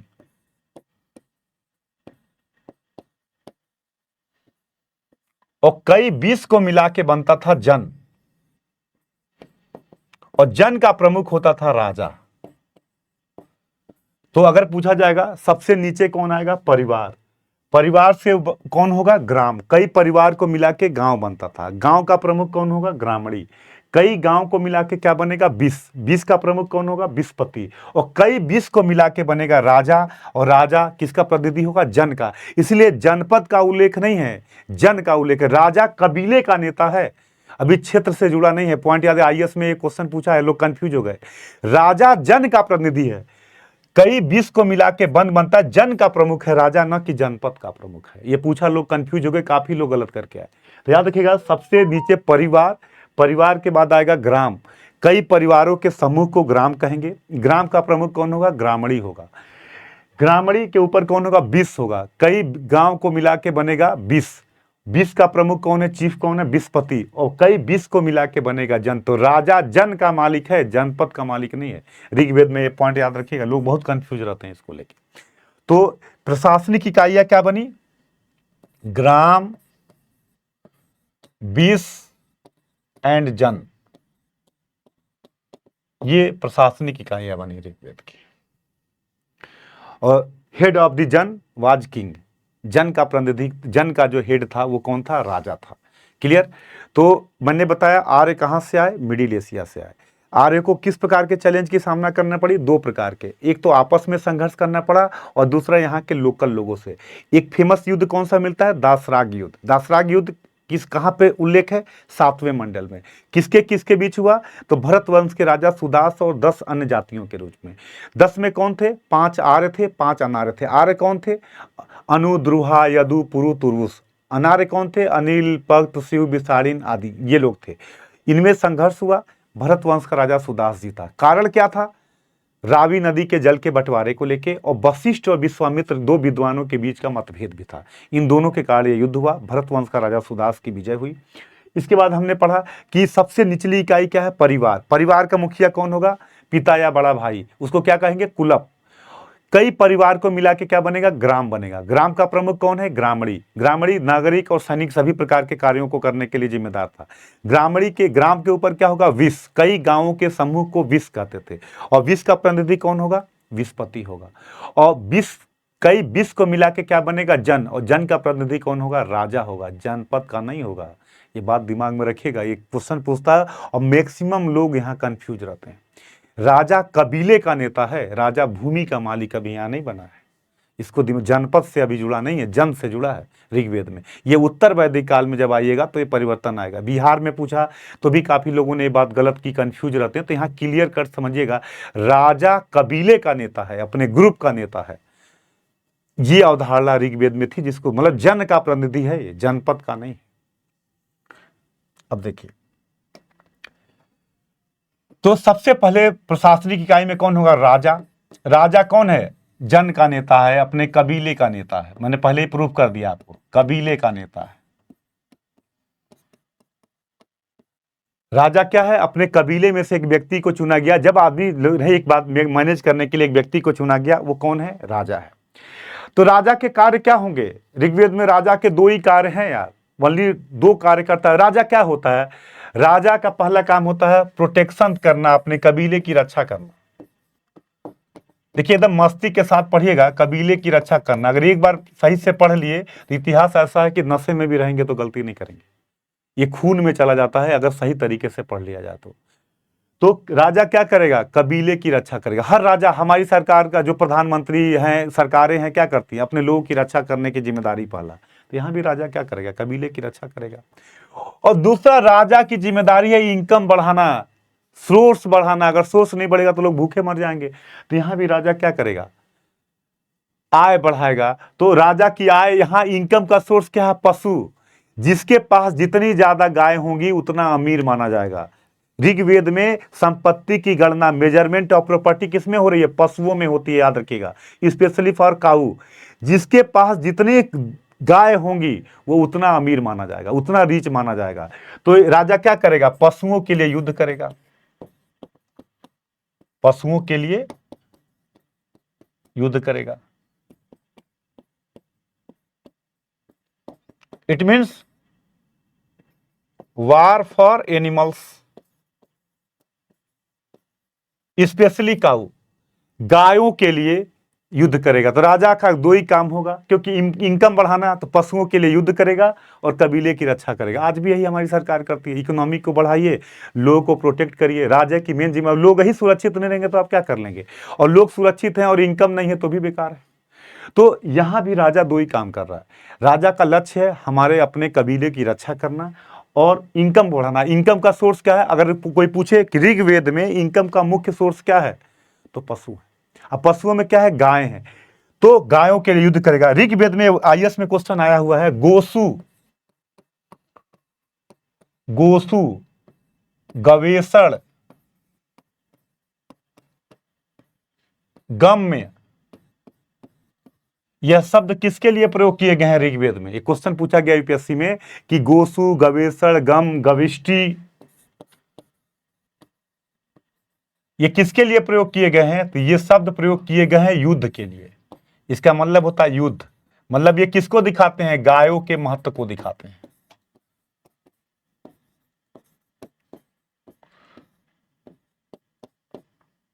ये किसको दिखाते हैं? गायों के महत्व को दिखाता है। अर्थात ऋग्वेद में गायों के लिए युद्ध होता था। तो अगर कोई आपसे पूछेगा गोसु, गवेषण, गम में, गविष्टि, ये शब्द किसके लिए प्रयोग किए गए हैं? तो वार के लिए किए गए हैं, मतलब युद्ध है ये, इसका मतलब होता है युद्ध। इसका मतलब क्या हुआ कि गायों के लिए ये लोग युद्ध करते थे, इनका गायों के लिए क्या करते थे? युद्ध होता रहता था। तो याद रखिएगा, ऋग्वेद में राजा के दो ही काम थे। एक काम था कबीले की रक्षा करना, अपने कबीले की, अपने ग्रुप की रक्षा करना, और दूसरा काम था पशुओं के लिए युद्ध करना। पशुओं में कौन? विशेषकर गाय, स्पेशली काऊ। और इसीलिए गोसु, गवेषण, गम में तो शब्द का उल्लेख युद्ध के लिए किया गया। दूसरा याद रखिएगा, ऋग्वेद में संपत्ति की गणना, ये पॉइंट मोटे लाइन में कर लीजिएगा, ऋग्वेद में संपत्ति की गणना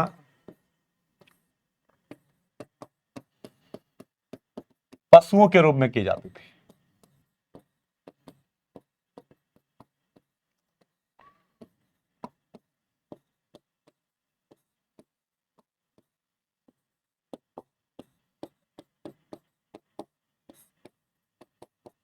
संपत्ति की गणना पशुओं के रूप में की जाती है, मतलब जिसके पास जितने ज्यादा पशु होंगे वो उतना रीच माना जाएगा। इसीलिए ऋग्वेद में कहा गया, हे भगवान मुझे 100 पुत्र दो। 100 पुत्र होंगे तो जितने ज्यादा पुत्र होंगे उतने ज्यादा अमीर माना जाएगा। ये देखिए, यह अभी की बात नहीं है, इतिहास कहा जाता है कि इतिहास रिपीट करता है। अगर आप 70 के दौर में जाओ, जब कृषि इकोनॉमी थी मेन, गांव में अगर आप पूछिएगा तो गांव का सबसे संपन्न व्यक्ति कौन था? जिसके पास 10 लड़के हों। 10 लड़के मतलब 20 लाठी उठेगी, गांव में कोई बोल पाएगा उनको? ये कैसे चीजें बदलती हैं, मतलब जिसके पास जितना लड़का है उनका बाप मूछ पे ऐसे करके आराम से मस्ती के साथ एंजॉय कराते थे, क्योंकि वो पावरफुल थे। एक बार बोलोगे 20 लोग लाठी लेके निकल आएंगे। और जिसका इकलौता लड़का था वो कमजोर माना जाता था कि ये कमजोर है, कोई भी मार देगा इसको, कोई सहारा देने वाला, सपोर्ट करने वाला नहीं। लेकिन अब देखो, 90 के बाद इकोनॉमी बदली, कृषि का महत्व कम हुआ और आया सर्विस सेक्टर। आज अगर 20 लड़के हो जाएं तो आप गरीब हो जाएंगे, पढ़ा ही नहीं पाएंगे उनको, स्थिति पूरी गड़बड़ हो जाएगी। और आज क्या है? सर्विस सेक्टर हो गया, कृषि का महत्व कम हुआ। परिवार का मतलब क्या हो गया? हस्बैंड, वाइफ और एक बच्चा, एक से दो से ज्यादा लोग कर ही नहीं रहे हैं। तो इसलिए नहीं कर रहे हैं, इकोनॉमी चेंज हो गई, दो से ज्यादा करेंगे तो पढ़ा ही नहीं पाएंगे।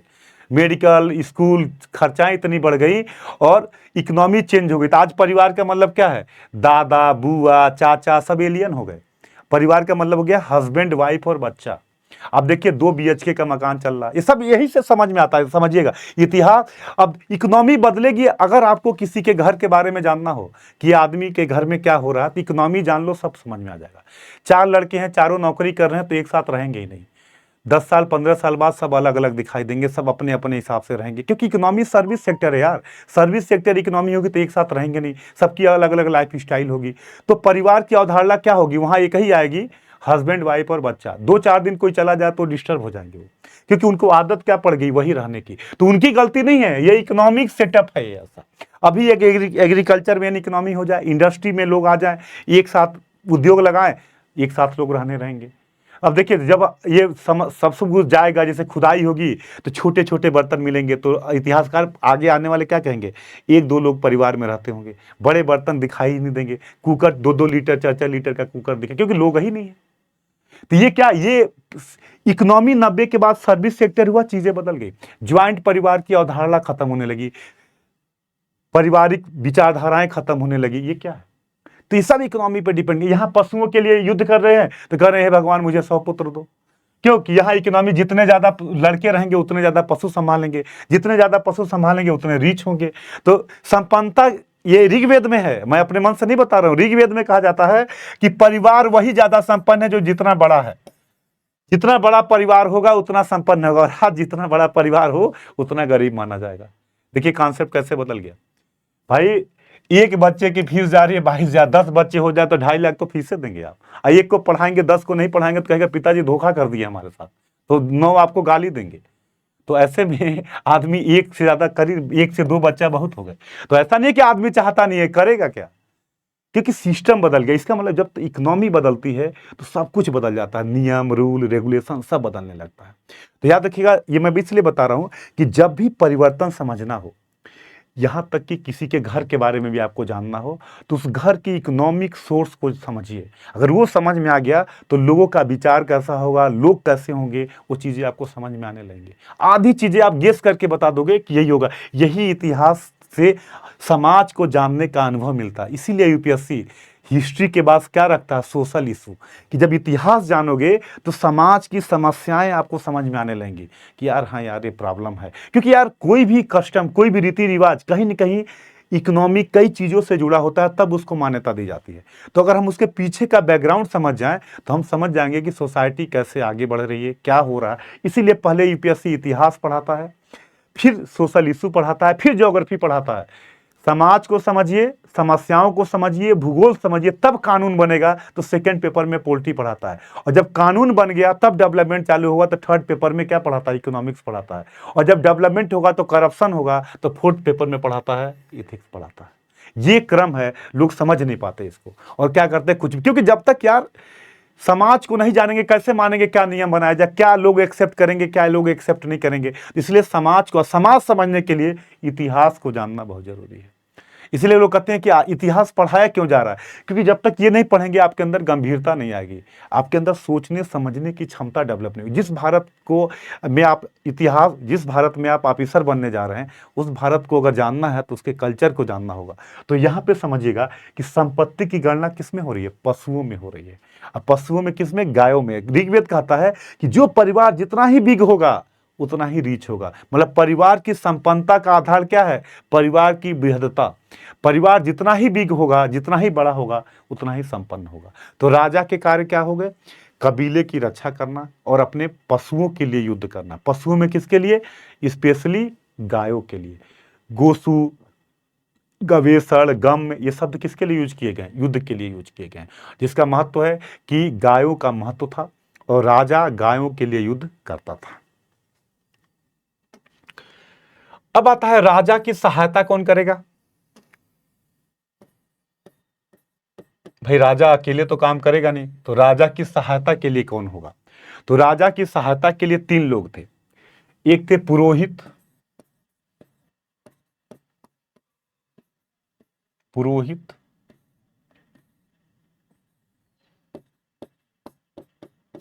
सेनानी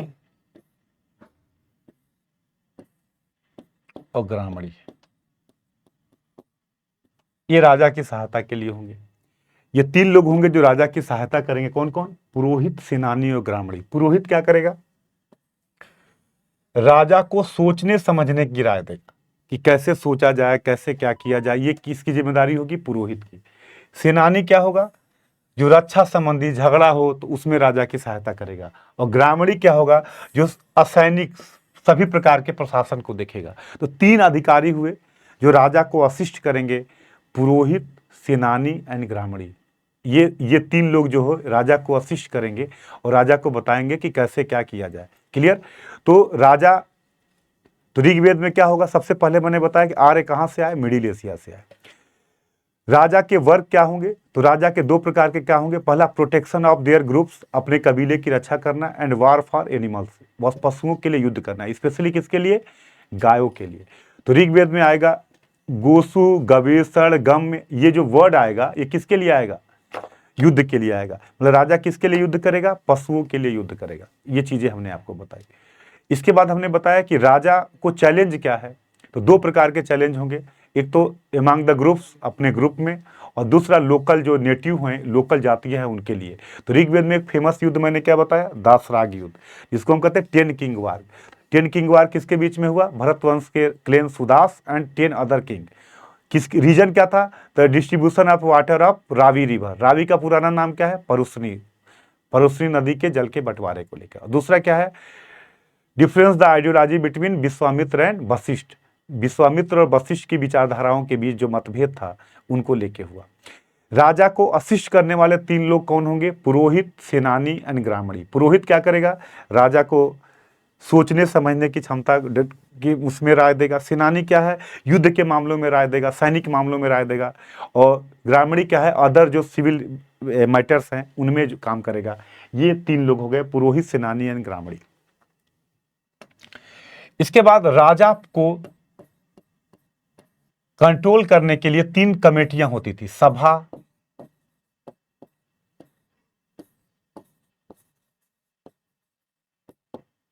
समिति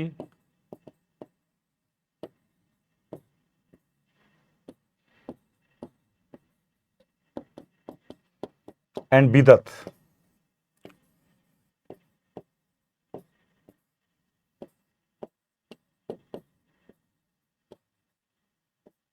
सभा, समिति एंड विदत।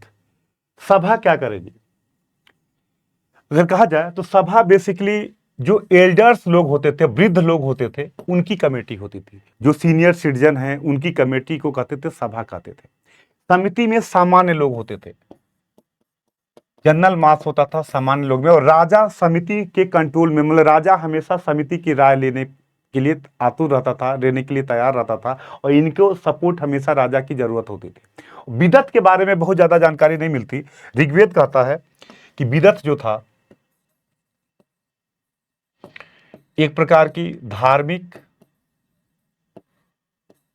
या शैक्षणिक संस्थान था, रिलीजियस या एजुकेशनल इंस्टीट्यूशन था। इसके बारे में बहुत ज़्यादा जानकारी नहीं मिलती, और आगे लेटर वैदिक एज में सभा समिति तो मिलते हैं, लेकिन विदत की जानकारी हमें नहीं मिलती। तो राजा को नियंत्रित करने के लिए सभा, समिति एंड विदत होता था। राजा को असिस्ट करने के लिए पुरोहित, सेनानी एंड ग्रामीणी होते थे। और राजा को एक अधिकारियों का समूह होता था जिसको कहते थे रत्नी।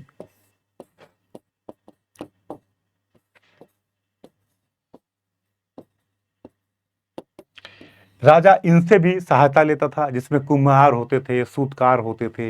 ये रत्नी एक समूह था ऑफिसर्स का, जो राजा को कंट्रोल करने की, मतलब राजा को असिस्ट करता था अलग अलग मामलों में। तो ये प्रशासन था उस समय।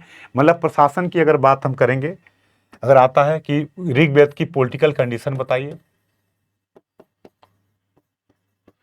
तो सबसे पहले बताएंगे आर्य। आर्य का मतलब क्या होता है, जो मैंने बताया, आर्य का मतलब होता है श्रेष्ठ। आर्य का मतलब होता है श्रेष्ठ, जो सुप्रीम है, जो श्रेष्ठ है, उनको आर्य कहा गया। आर्य कहाँ से आए, मिडिल एशिया से आए। इतिहासकारों में काफ़ी डिस्प्यूट है इसको लेके, लेकिन जनरल जो विद्वानों का जो मत है वो मानते हैं मिडिल एशिया से आए। इसके बाद हमने बताया कि किस प्रकार का चैलेंज होगा। देखिए, इतिहास को खून से अपने समझिए, मतलब कि अपने खून में बैठाइए। आप भी कहीं जाओगे तो दो प्रकार के चैलेंज मिलेंगे। लोकल लोग आपको रहने नहीं देंगे, और जो आपके बाद आएंगे वो भी कंपटीशन करेंगे आपसे। तो टू टाइप्स ऑफ चैलेंज रहा, एक तो यहाँ के लोकल लोगों से, और दूसरा क्या रहा, जो बाहरी जो आर्य और कबीले के रूप में आएंगे उनके बीच में। और इसका सबसे बड़ा एग्जाम्पल क्या मिला, 10 किंग वार मिला। इसके बाद हमने आपको बताया कि राजा को असिस्ट कौन करता था, पुरोहित, सेनानी और ग्रामीणी। राजा को नियंत्रित करने के लिए कमेटियां कौन थी, सभा, समिति और विदत। राजा, लेकिन अभी भी याद रखेगा, आज की जैसी ब्यूरोक्रेसी नहीं थी, टैक्सेशन नहीं था, अभी भी कर व्यवस्था नहीं थी। कोई टैक्स सिस्टम डेवलप नहीं हुआ था। राजा को लोग स्वेच्छा से टैक्स देते थे, जिसको बलि कहा जाता था। बलि मतलब ये अपनी मर्जी से था। अभी टैक्स सिस्टम डेवलप नहीं था, पेमेंट वाली नौकरशाही डेवलप नहीं थी, कबीले में ही किसी को पुरोहित बना दिया गया, कोई सेनानी के रूप में काम कर रहा है। तो ये चीजें अभी यहाँ पे डेवलप नहीं हुई थी। ये था इनका पूरा का पूरा एक तरीके से पॉलिटिकल कंडीशन। तो आज की क्लास में हमने 3 चीजें देखी। अगर आप देखो पूरे क्लास की मैं समरी आपको बताऊं तो आज की क्लास में सबसे पहले हमने, चूंकि जब भी हमने इतिहास की पहली क्लास ली थी तब भी मैं बोला था कि हिस्ट्री हवा में नहीं पढ़ते। पहला क्वेश्चन आता है कि हम जो बता रहे हैं उसका सोर्स क्या है। हम अपने मन से तो नहीं बताएंगे राजा ये कर रहा है, राजा वो कर रहा है। तो सबसे पहला आता है कि सोर्स क्या है, व्हाट इज द सोर्स। तो सबसे पहले हम वैदिक एज को जानने का मेन सोर्स है वैदिक लिटरेचर। तो सबसे पहला क्वेश्चन आता है what is Vedic literature. It means Vedic literature क्या है। Veda, Brahmana, Aranyaka and Upanishad, all these are called Vedic literature. तो क्वेश्चन आता है वेद क्या है। वेद का मतलब होता है नॉलेज। वेद को क्या कहेंगे, नॉलेज। वेद कितने हैं तो मैंने बताया ऋग्वेद है, यजुर्वेद है, सामवेद है, अथर्ववेद है। ऋग्वेद में मैंने क्या बोला कि 10 मंडल है, 1028 इसके सूक्त है, जिसमें मैंने आपको बताया कि इसकी 5 शाखाएं हैं। शाखाएं कौन, सब क्वेश्चन है जो आपके खून में होना चाहिए। साकल, वास्कल, अश्वलायन, संखायन, मांडुक, ये क्या है, इनके ब्रांचेज हैं ऋग्वेद के। और ये क्या होता है ऋग्वेद, भगवान की स्तुति के लिए, भगवान की प्रार्थना के लिए गाए गए मंत्रों के संग्रह को क्या कहते हैं, ऋग्वेद कहते हैं। गाता कौन है ऋग्वेद को, होत्री। मतलब ये अगर गलत कर रहे हैं तो मतलब आप बाहर जा रहे हैं। हर सीरियस लड़का, ये इजी क्वेश्चन है जो हर आदमी के, जो भी सीरियस है लड़का जो पढ़ने कंपटीशन के क्षेत्र में है उसको ये आना चाहिए। तो ये हो गया ऋग्वेद। फिर मैंने क्या बताया, यजुर्वेद। यजुर्वेद क्या है, कर्मकांडी है, यह प्रोज एंड पोएट्री दोनों में है, गद्य और पद्य दोनों में है। और यजुर्वेद कर यज्ञों के महत्व को दिखाता है।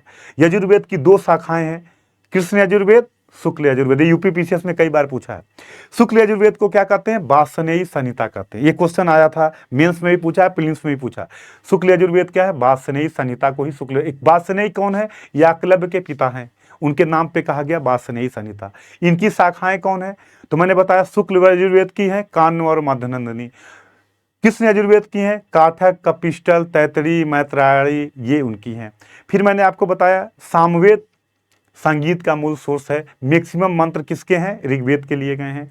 और वेदों में सामवेद का काफी बड़ा महत्व है, कृष्ण ने भी इसकी बड़ाई की है। अथर्ववेद जिसमें लौकिक जीवन की विशेषताएं मिलती हैं। ये चारों वेद हमने बताया। वेद के बाद हमने क्या बोला, ब्राह्मण। ब्राह्मण क्या है, जो वेदों की कर्मकांडी व्याख्या करते हैं, जो रिचुअल एक्सप्लेनेशन ऑफ वेद, उसको क्या कहेंगे, ब्राह्मण। हर वेद के अपने ब्राह्मण होंगे। ऋग्वेद का ऐतरेय, कौशिकी, यजुर्वेद का तैतरी और शतपथ, सामवेद का अद्भुत, जयमनी, खडबीस, पंचवीस, अथर्ववेद का गोपत ब्राह्मण। ये मतलब ये सब आपके दिमाग में होना चाहिए अगर सिलेक्शन चाहते हैं तो। और इसके बाद अथर्ववेद का क्या है, गोपत ब्राह्मण। ब्राह्मण के बाद क्या आएंगे, आरण्यक। आरण्यक क्या है, ऐसे साहित्य जो जंगलों में लिखे गए उनको क्या कहेंगे, आरण्यक, जिसमें चिंतन की बात की गई, सोचना, मतलब जिसमें कर्मकांडों के महत्व से धीरे धीरे हटना चालू किया गया। और सबसे लास्ट में आता है उपनिषद, जिसमें मैंने आपको बताया उपनिषद क्या है, जो वेदों की तार्किक व्याख्या करता हो, जो रेशनल एक्सप्लेनेशन ऑफ वेद, जो साइंटिफिक एक्सप्लेनेशन ऑफ वेद, जिसमें कर्मकांडों का विरोध किया जाता है, जिसमें ब्राह्मणों की सुप्रीमेसी का विरोध किया जाता है, जिसमें ब्रह्म की अवधारणा दी जाती है, उसको क्या कहते हैं, उपनिषद कहते हैं। तो वेद, ब्राह्मण, आरण्यक, उपनिषद, इनके द्वारा हमें वैदिक काल की जानकारी मिलती है। जिसमें हमने बताया ऋग्वेद की जानकारी केवल ऋग्वेद देता है, मतलब 1500 से 1000 के बीसी की जो जानकारी है ऋग वैदिक पीरियड, इसकी जानकारी कौन देगा, ऋग्वेद देगा। इसके बाद अदर की सामवेद, यजुर्वेद, अथर्ववेद, ये सब लेटर वैदिक एज की जानकारी देते हैं। वेदांग मैंने बताया, वेदांग क्या है, वेदों की सरल व्याख्या करने के लिए जो साहित्य लिखा गया उसको वेदांग कहते हैं। वेदांग कितने हैं, 6। शिक्षा है, छंद है, कल्प है, व्याकरण है, ज्योतिष है, निरुक्त है, ये क्या है, वेदांग है, जो 6 वेदांग की मैंने बताया।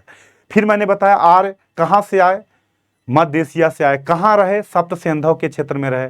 इनका लोकेशन क्या था, तो इनको हिमालय की जानकारी थी। हिमालय की एक चोटी थी मुजवंत, इनकी जानकारी थी, इनको इनके बारे में जानते थे। ये गंगा यमुना का उल्लेख है इसमें।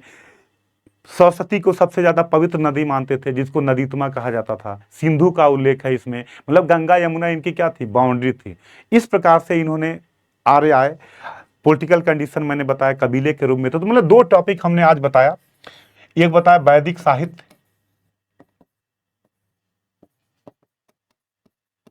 और दूसरा मैंने आर्यों की ऋग वैदिक काल का